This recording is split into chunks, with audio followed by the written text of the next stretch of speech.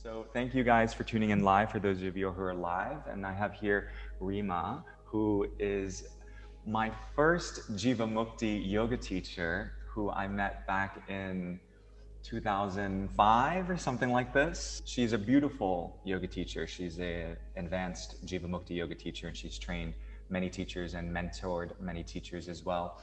And she also has opened up Yoga Souk in Beirut in Lebanon, and also plans to open up Yoga Souk in New York City for next year.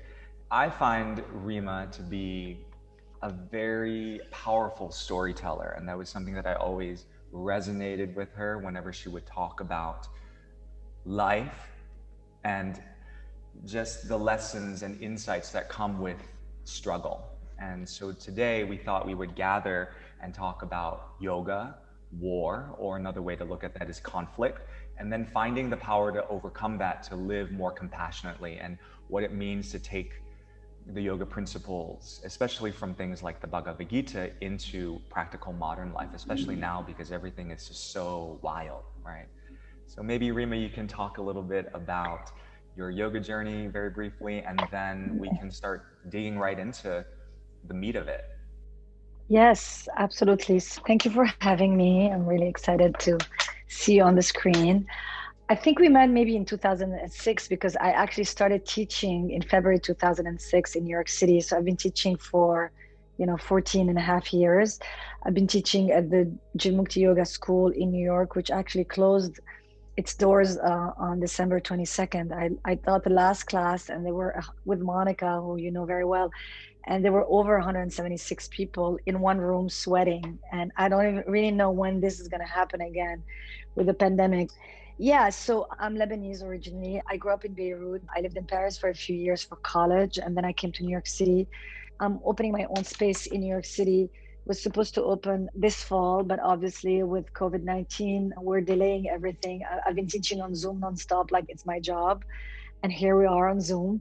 And I did open Yoga Souk Beirut in October 2016 with two partners. As many of you know who are with us right now live, there was a deadly, tragic, devastating explosion blast that took place on August 4th of this year in Beirut. So much injury has taken place, but our studio actually was completely damaged. We've raised a lot of money, and we're reopening on Wednesday, tomorrow, after tomorrow. So it's really exciting. It's a community space. You can imagine the healing that a country and a population that has incurred so much trauma is in need for. So I think one of the beautiful things about the practice is that it's a physical, energetic practice, but it's also anchored in philosophy, in timeless teachings, as you mentioned. The Bhagavad Gita is one text that we study. And the Gita is really interesting because it is about conflict. It is about the battlefield, which you could think of as the battlefield in your own mind, the frictions that we have with our own selves, but also the frictions that we have by relating to others, because we all live in the world. It's a practical manual on how to live, I would say, joyfully, kindly in the world, and also sort of how to relate to conflict, because conflict is bound to arise just by being human. And the very beginning of the text starts in the battlefield, and it's very imagery driven. The student of yoga, Arjuna, asks his teacher, who happens to be Lord Krishna, to take him to the very center of the battlefield, to the ring of fire where it's happening. And that's where the story unfolds in 18 chapters. It's like you could think the 18 chapters of the Bhagavad Gita could be the chapters of your life. And there's an evolution. Like at the very beginning, there's curiosity, there's despondency, there is like freaking out, then there is curiosity, and then there's sort of like this ability for the student, for Arjuna, the great warrior, to unpack the wisdom that's already within him. Wow, thanks so much for sharing about that. And yeah, this whole period that we are all in with tragedy, left, right, center. You look around the world, it's not just in America, but there's other places in the world that are experiencing conflict. And so one of the things that you teach through Dharma and through practice is how to move through conflict. And you touched on the Bhagavad Gita and about Arjuna and Krishna. And so one of the things that has always struck me about the Bhagavad Gita was this question that Arjuna has about how do I engage the world peacefully in action, in service, but I also don't want to fight my family members, right? Because this is kind of the dilemma he's in. And it's almost like Lebanon is, I mean, they're fighting their family members. So Oh, they're fighting each other. So how do you apply the ancient yoga teachings and the wisdom traditions into something that's happening in the moment right now? well, actually, yes, they are fighting each other, and in Lebanon, and you can see it with the environment. We're fighting the planet, the forest fires, and climate change, or global warming, all of that. We have this perspective as human beings that things are coming at us, and when we take that worldview that things are just coming at us without ever considering that things are coming from us, then it's all about struggle versus working with or trying to relate to situations in our lives without being triggered, because it's like we're constantly being triggered, right? If we take the view that we're just being triggered, then it's only reactivity, it's habitual response, it's automatic responses or reflexes, versus actually trying to see how interacting with others without having our habitual patterns just take us on a ride could be the way to live more peacefully and compassionately. And so, a few things about the Bhagavad Gita. The reason why I love it is because even though it's a very ancient text, Arjuna is having a freak out, he's having a nervous breakdown, and he's feeling it in his body. His hair is standing on its end, his blood is boiling, his knees are shaking and buckling. He's dropping to the floor and begging, asking his teacher to get him out of this mess. First and foremost, he's having a very non conceptual, physical, sensational experience because he's an embodied being like you and I and all of us. And that's why the yoga practice is so powerful, because it allows you to feel what you feel. It teaches you to actually get into your body and connect with your body, like your legs, your hips, your shoulders, and also eventually your mind. Even if that text is more of a philosophical text, it's actually, it starts with the body. And that's why yoga asana is such a powerful practice, because the body is the entry point, it's the portal, it's the doorway into information. Understanding what's happening in your body, whether it's a freak out or it's elation, then from there is a sense of knowledge, like you can understand what is going on because you have felt it. So it's a felt practice. Two, the Bhagavad Gita is all about action. As of chapter 3 or 4, it's how you act, why you act, how you're acting. Is it bringing you happiness or is it bringing you more frustration in your life? The whole text is about intention. He doesn't want to fight his family because for the very first time, he's looking at the other side of the battlefield and he's realizing that the people on the other side are people he knows. His grandfather, his cousins, his besties, etc. So the moment he put a face on the people on the other side, that's when he started freaking out. And what Krishna is saying is, well, first of all, your intention is off because all along you've been going to battles, but you never put a face on the person on the other side. So without putting a face on them, then you were able to go about your wars. In the text, he actually encourages them to go to war. And that's the confusing part about the Bhagavad Gita, because you think the teachings of yoga are all about peace and love and happiness. And how can he push him to go to war? And this is where the idea of dharma comes in. What is your duty? What are you meant to do in this life? And can you do it with the right intention? He had been doing it with the wrong intention. Intention is thought. And that's why the teachings and all spiritual traditions are there to, like, can you become familiar with your own mind, the workings of your mind? Can you befriend your mind?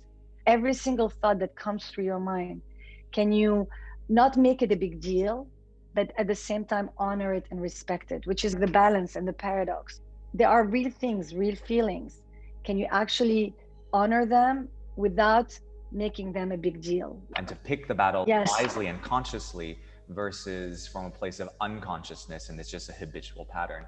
And I think one of the beautiful things that Krishna says to Arjuna when he explains about the impermanence of the physical body and about souls transmigrating from soul to soul to soul. So at the end of the day, I think one of the arguments about you need to engage in the dharma of fighting them because you must choose a side, you must pick a side. But you pick a side knowing that you're in this big play called life, and that this is the dharma that your soul has chosen for you to play out in this particular incarnation. And so, yes, it is difficult to fight your family members on the battlefield, but also know that the soul never dies and that the essence of you will carry on. And I think that's really powerful, that sometimes we get so caught up in the minutia of, oh my God, this is the only thing that's real. But actually, if we step back, it isn't. The irony is that we use the body to go beyond the body. And I think that's the beautiful thing in the yoga practice. Yeah, absolutely. Two things. I think what migrates with the soul is the state of your mind. And so one of the things he teaches him throughout the text is how can you work and purify your own mind? By purifying your mind, it means also purify your intention. Yeah, you have to choose a side and you're fighting for goodness. This is why yoga is also very much linked with activism, whether it's political activism or spiritual activism or environmental activism. It's like you live in the world, you're part of this play, consciously go through this bodily incarnation, purify your minds, because that's what you're going to be taking into the next life. Arjuna didn't want to fight because he was afraid. As Pema Chodron says, smile at fear. You want to understand your fears. You want to know where they're coming from. And that's also goes hand in hand with the shadow side, because a lot of our fears are things we haven't dealt with. We haven't been able to actually tackle or come face to face with. And to the point you just made, the soul was never born and it will never die. And so what that too points at is that there's a timelessness to our being. Also that this current life is a brief moment in this grand play. And so how are you going to use your life, this life?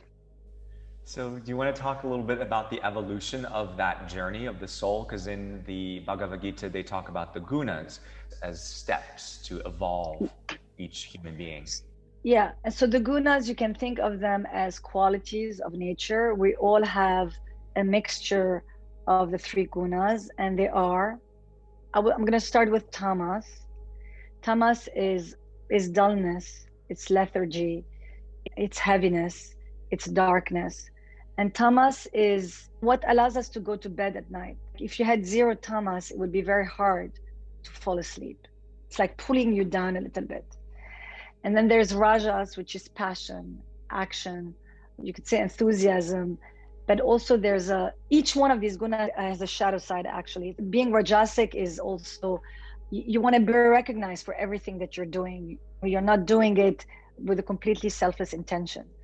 And then there is sattva, which is lightness, which is balance, which is, you could say, equanimity. So you want to move from tamas to rajas, from rajas to sattva, and eventually you want to even detach, let go of sattva itself. You can think of them as the food that you eat. Sometimes it's good to kind of bring those esoteric teachings to something that we all eat. So tamasic food is food that makes you fall asleep. It's like eating the flesh of other animals. It's heavy, but like you eat meat and then you want to fall asleep right after you want to take a nap. And then there's rajas, which is food that it's like spicy, it's fiery food. And then sattva is more, I don't want to say bland, your diet is more pure, it's more clean. And you can think about it in terms of gifts. Like in the Bhagavad Gita in chapter 17, he speaks about these three qualities. And if you give a gift to somebody without expecting anything in return, like you're doing with a podcast, you're offering a podcast to seekers, to people who are interested, the subject that you are sharing with them, giving such a gift of personal growth, that's a sattvic gift. Giving a gift and expecting something in return, it would be a rajasic gift. And giving a gift that will destroy somebody would be a tamasic gift. Just like when one country offers weapons to another country, that would be, in the context of the Gita, a tamasic gift. And I would say that the majority of the world is in a rajas state. For the most part, the people that I encounter. Yesterday, I posted something on Facebook that caused a lot of commotion and agitation. I had written something about Trump. And I'm not very political. I don't follow. I am. I can. Don't start that discussion with me. We're gonna go over time.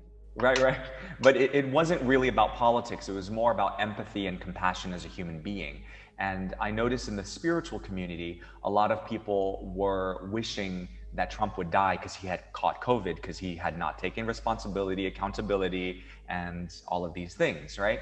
And so, though someone has caused so much harm on other people and is a perceived enemy, kind of like how Arjuna is looking at the enemies from the other side, I had written a post about, well, I mean, I think it's really unfortunate that we have to wish someone to die in order to, because it's like wishing a part of us to die, because a lot of people are not seeing that all the things that are happening in the world are projections from within ourselves. And if we don't subscribe to a higher path or spirituality or a dharma, then we can't see from that perspective. We get so attached in this rajasic way of like, no, we must fight. He should die. He should pay for his crimes. It's this finger pointing energy.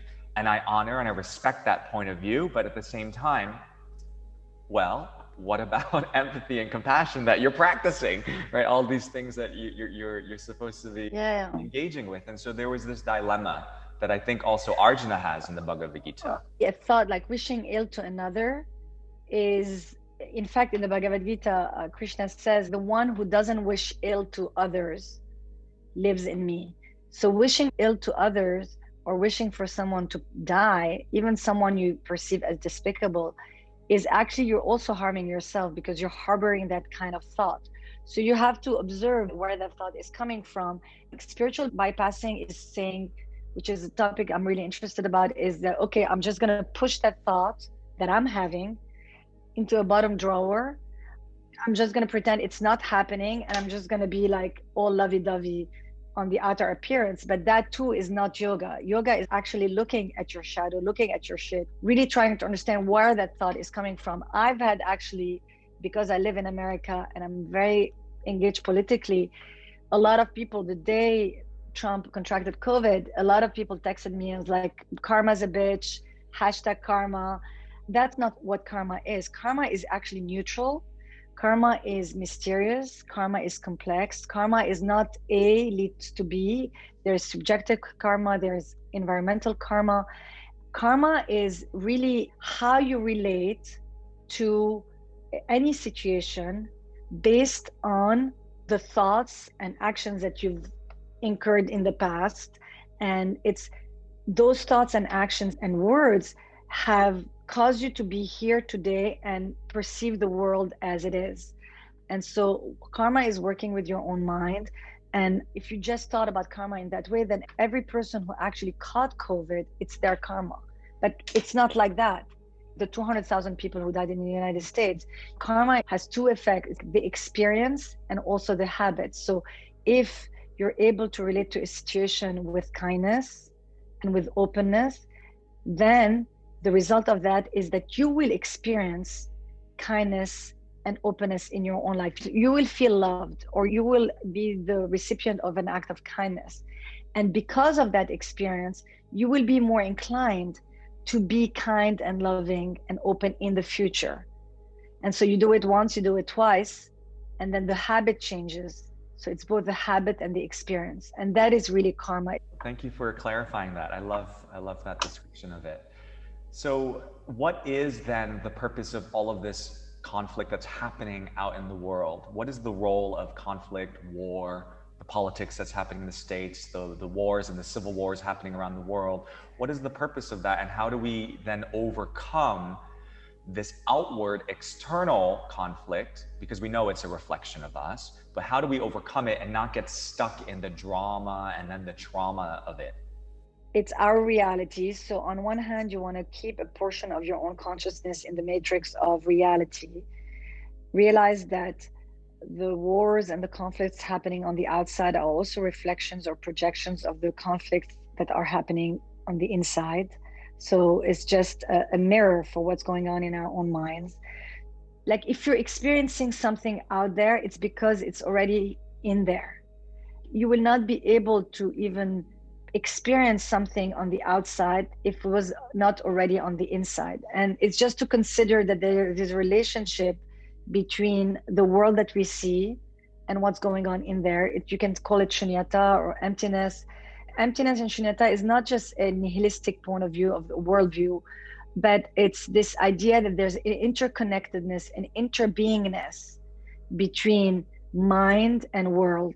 One person could perceive a pandemic as the most terrible thing happening in the world, which it is a global crisis, but you could either relate to it as such and it's the end of the world, or you could relate to it as a way for you to understand the impact that it's having on others and allow your suffering or your frustration or whatever it is you're experiencing today in the midst of the pandemic to be your link with all those who are suffering in the world.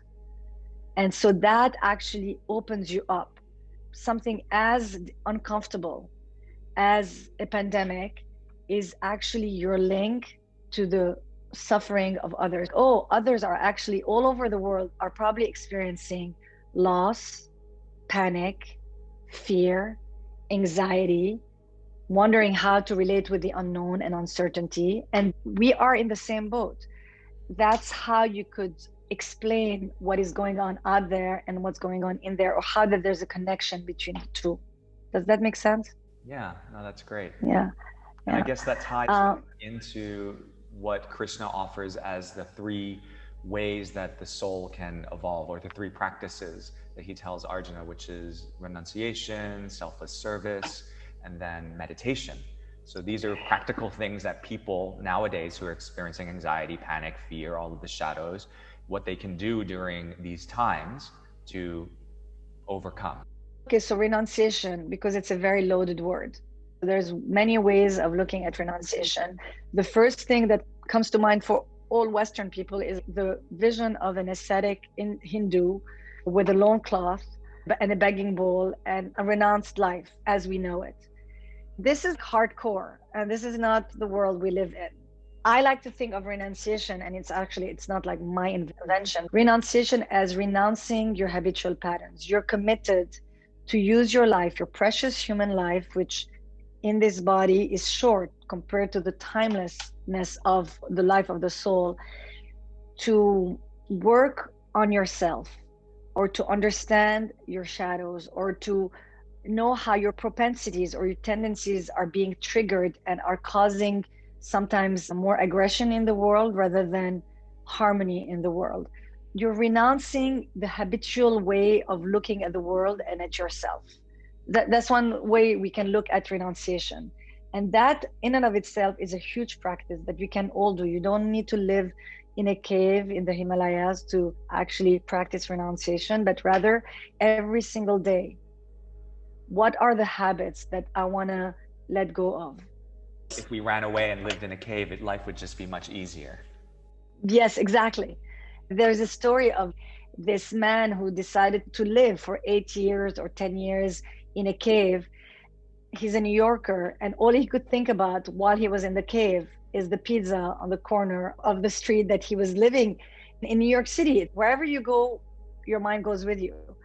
You might not have as many temptation in the cave, but then you're going to literally be with you and your mind. Yeah, so how can you let go of certain habitual patterns that are blocking or covering your innate wisdom, your ability to live a compassionate life, which means a life where you actually feel connected to the suffering and to the joys of others? And I think that's where the selfless service and the meditation are really helpful. There was a study done on altruism and the power of just giving without expecting anything in return, that Lynn McTaggart, who is an investigative journalist, she studies the quantum field, and she creates these groups called the Power of Eight. And it was specifically with groups of 8 people, and they would offer 10 minutes of meditation for the intention of the one person in the middle that's receiving from the circle. And the studies that she has done on this show remarkable healing benefits from everyone who is giving from the circle and the person who's receiving. And they kept doing these studies all over the world, and different people would participate in this study. And it's beautiful because there's an actual unspoken benefit of just giving selflessly without the rajasic way, which is like, oh, I'm going to give you this, so you give me something back, which is transactional. Yeah, no, absolutely. And generosity, even in Buddhism, is called a paramita, an action that can take you to the other shore. Generosity as in giving away without expecting anything in return. And that's selfless service. To go back to the gunas, it's a sattvic action. So it's really interesting. There are these practices where you give something that you don't even own. Let's say you're experiencing beautiful sunset and you actually give it away as an offering to the very first person who comes to mind. And you don't own the sunset. And giving, even to go back to the Bhagavad Gita, I think it's chapter 7, where Krishna says, give wholeheartedly, whether it's a leaf, a piece of fruit, or a glass of water. You're giving with your heart. It doesn't really matter. That's what has value. That's what has meaning.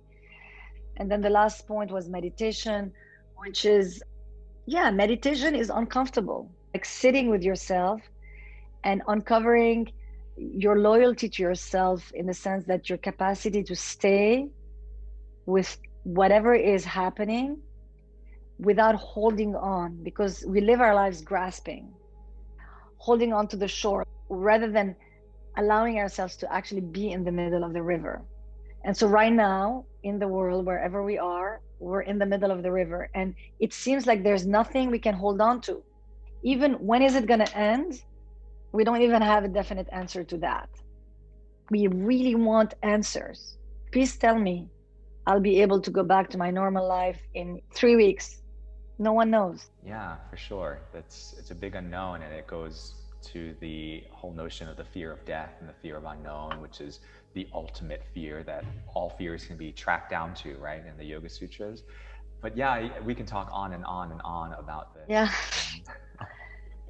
But and I think I guess maybe the last point I wanted to maybe ask you on is about embracing our inner and outer demons, right? Because since you mentioned a lot about the shadows, and I know you've studied with Pema Chodron, the Tibetan Buddhist nun, and there's a lot of parallels in that work. And I know that in the Tibetan Buddhist work, there's this whole offering that is done for the demons. You offer yourself to the shadow, to the unknown, to that which we cannot see, that which kind of makes our heart like, oh my goodness. Can you maybe talk a little bit about that, and how, since we are all in the middle of the river somehow, and we don't know what's underneath us, or what could be clawing at our legs, how do we take that offering, that concept of offering, how do we apply it?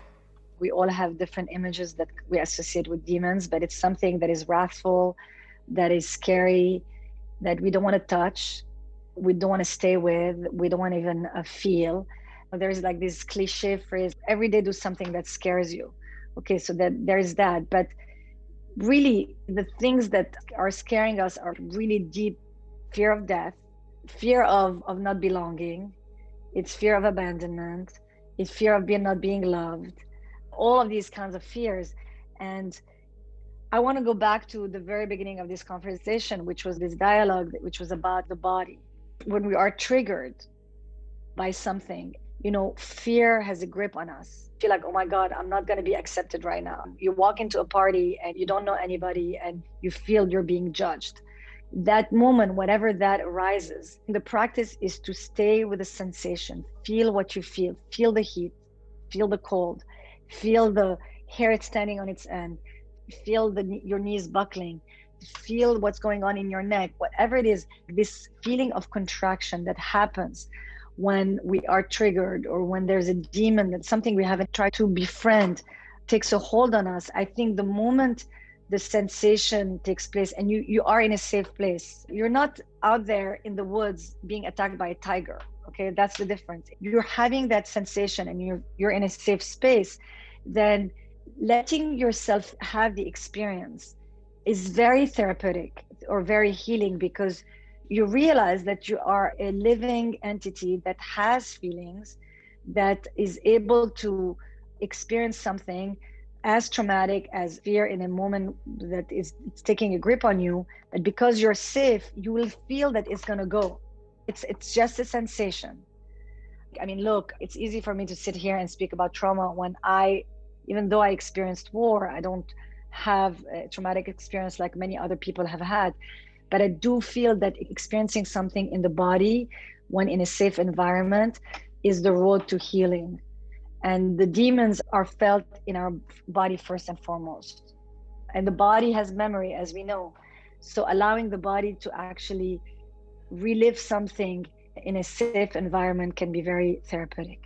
Beautiful. And I know that the yoga practice has helped me with that. Sometimes at the end of class, the body would have its somatic release. Sometimes in Shavasana, I would just be sobbing, right? Yeah. Not because I was experiencing trauma in the moment, but that my body had a memory of having to release old fears and old patterns of rejection and shame and all of this guilt that was Yeah. stored within Yeah. that I had thought I had worked on, but it was repressed. And then it came out after the Yeah. asana, bringing all the energy through. And just to add one more thing, Shavasana is a final relaxation. So you're in a very relaxed, exposed, almost naked state of being. And every time a demon just surfaces in your consciousness, if you can direct warmth to yourself, this is what you're feeling. You're crying right now. This is what's happening. It's a release. Directing warmth to ourselves is, I think, very important, because they say that the natural quality of even mind is warmth. Mind at its natural state is actually warmth. It's like being wrapped in a blanket. Wrap yourself with a blanket whenever a demon surfaces in your life. Well, that's what I think of you, Rima. I think Rima is this blanket of Dharma, and she wraps us around with her wisdom. And whenever I'm around Rima and she talks, I just feel light. And so, thank you so much for your Thank service you. and contribution to the world by just being Thank who you you. are. And if you would like to follow Rima and connect with her, you can check out her sites. There's a few here. So Souk of Rima, that's SOUK of Rima, RIMA.com. And then there's also Souk Studio that will be opening soon. Souk Studio is SOUKSTUDIO. And she's also on Instagram, Souk of Rima with an underscore at the end. And you can follow her awesome Spotify playlists at Souk of Rima. So many Sukha Rima. Rima. Thank you, Johnson. Thank Thank you you. so much. Thank you guys for listening, and I hope we do more of this. If anybody has questions, they can DM me on Instagram. Thank you, Johnson. Thank you for doing what you do, actually. Oh, Bye. bye. Have a great Really. day. Bye. Ciao.